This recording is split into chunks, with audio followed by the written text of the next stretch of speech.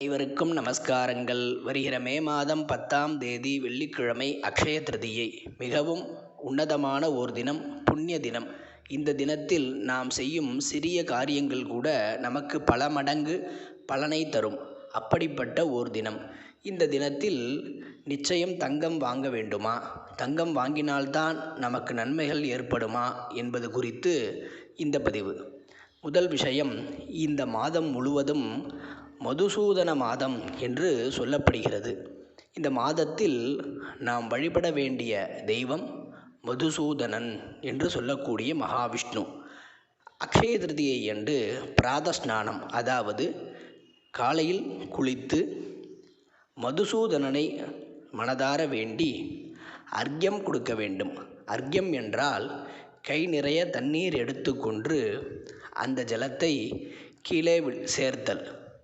இதற்கு 3 ஸ்லோகங்கள் சொல்லப்படுகிறது. 3 தேவதைகளுக்கு அர்க்யம் கொடுக்க வேண்டும். ஸ்லோகம் தெரியாதவர்கள் கூட மதுசூதனாய நமஹா இதம் அர்க்யம் என்று மதுசூதனருக்கு அர்க்யம் கொடுக்க வேண்டும். இரண்டாவது, கங்காதி தேவதைகளுக்கான அர்க்யம். கங்காதிப்யோ நமஹா இதம் அர்க்யம் என்று அர்க்யம் கொடுக்க வேண்டும்.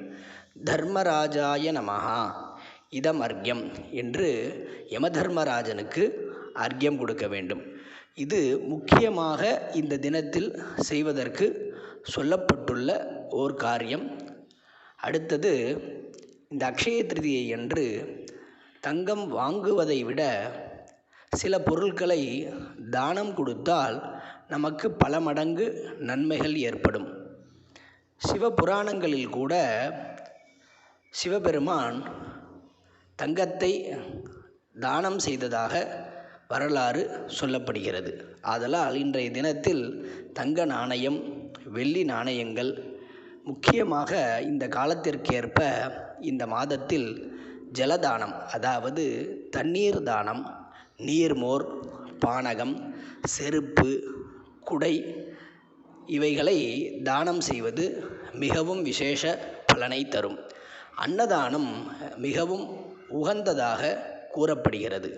அக்ஷய திருதியை அன்று தயிர் சாதம் தானம் செய்தால் மிக பலன்களை கொடுக்கும். 7 தலைமுறைகளில் செய்த பாபங்களை நீக்கக்கூடிய ஓர் உன்னதமான தினம். இந்த தானங்கள் செய்வதால் நம் 7 தலைமுறையின் பாபங்கள் விலகும். சரி, இன்றைய தினத்தில் ஏதாவது ஒரு பொருட்களை வாங்க வேண்டுமா என்றால், தங்கம்தான் மகாலட்சுமி வாசம் செய்யும் பொருள் என்று அர்த்தம் கிடையாது.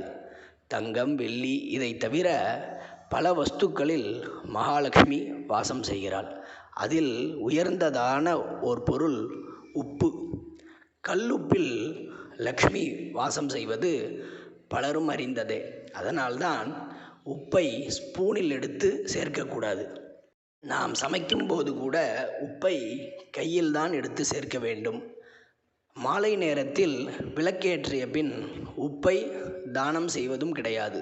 ஆதலால் இந்த தினத்தில் உப்பு வாங்குவது மிகவும் விசேஷமானது. அதேபோல் மஞ்சள் தூள் வாங்குவது மிகவும் விசேஷம். தங்கம் வாங்க முடியாதவர்கள் இதையெல்லாம் வாங்கி கொள்ளலாம். ஆனால் கட்டாயம் தங்கம் இன்றைய தினத்தில் வாங்கிதான் ஆக வேண்டும் என்று சாஸ்திரம் கிடையாது. முடிந்த அளவு தானங்கள் செய்வது மிகவும் நற்பலன்களை நமக்கு கிடைக்கச் செய்யும். பித்ரு சாபங்கள் அனைத்தும் நீங்கும்.